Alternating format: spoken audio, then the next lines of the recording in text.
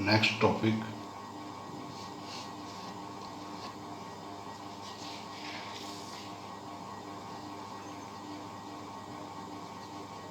shifting of demand and supply curve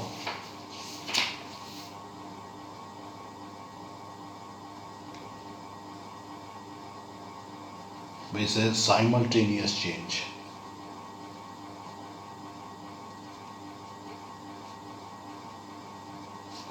Simultaneous change in demand and supply करो एक साथ। Simultaneous का मतलब है एक साथ अगर चेंज आए तो क्या इम्पैक्ट आएगा, वो हम बताएंगे यहाँ पर।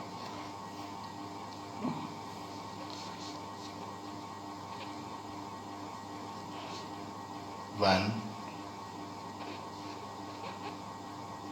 demand रेडी करो change more than supply. B. When supply करो change more than demand करो रेडी करो then demand. Equal change in demand and supply करो. So on the basis we make the diagram, requirement of the three diagram.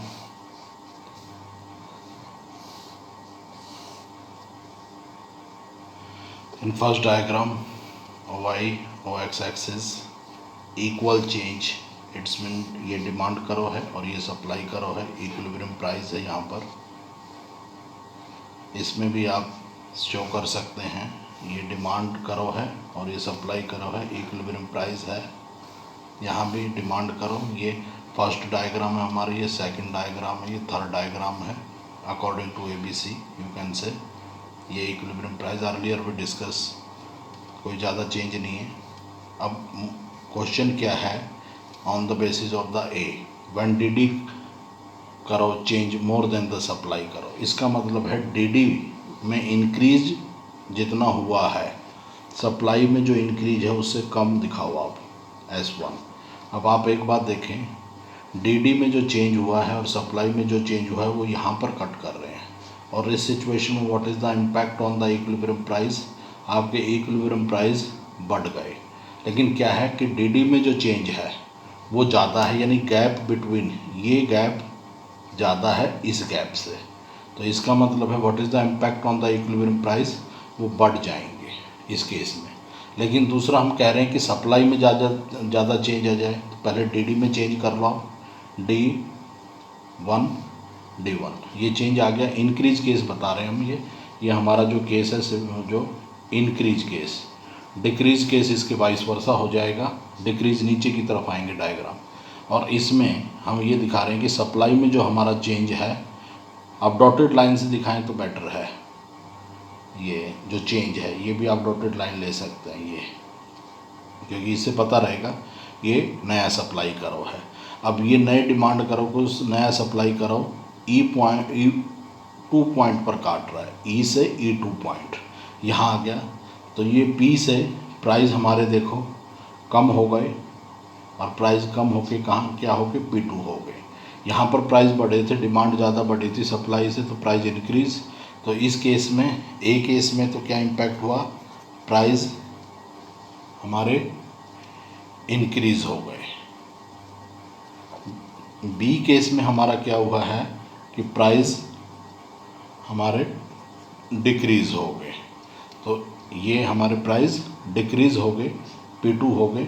और इसमें हमारी quantity पे जो impact वो आप लिख सकते हैं, यहाँ पर हमारी क्वांटिटी बढ़ी है, तो क्योंकि इक्विलिब्रियम वहीं होगा जहाँ पर DD करो और सप्लाई करो, या D1 करो और S1 करो जहाँ कट करेंगे, that particular point is the point of equilibrium. अब हम ये कह रहे हैं कि दोनों में इक्वल चेंज आए, तो इक्वल चेंज के लिए सप्लाई में जो हम चेंज दिखा रहे हैं, तो इसको बनाने के लिए आप पहले इसको थोड़ा एक्सटेंड कर लें, थोड़ा आसान रहेगा। इक्वल चेंज दिखाने के लिए। अब आप ये देखें D से D1 और S1 ये इस पॉइंट पर कट कर रहे हैं, इसको आप E1 पॉइंट कर दें।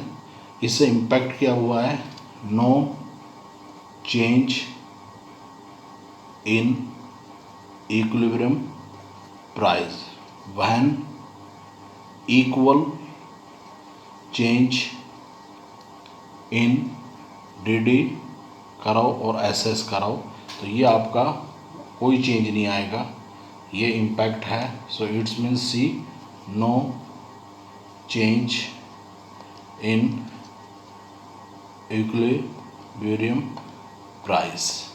तो ये हमारे क्या है कि इंक्रीज केस हमने बताया है कि इंक्रीज केस में हमारे क्या इम्पैक्ट होगा, 3 इम्पैक्ट हो सकते हैं कि DD कर्व में जो चेंज है वो सप्लाई कर्व से ज़्यादा है, सप्लाई कर्व में ज़्यादा चेंज है DD कर्व से, तो क्या होगा, और DD कर्व और सप्लाई कर्व बोथ में इक्वल चेंज है तो क्या इम्पैक्ट होगा। So these are the diagram easily with help of you explain.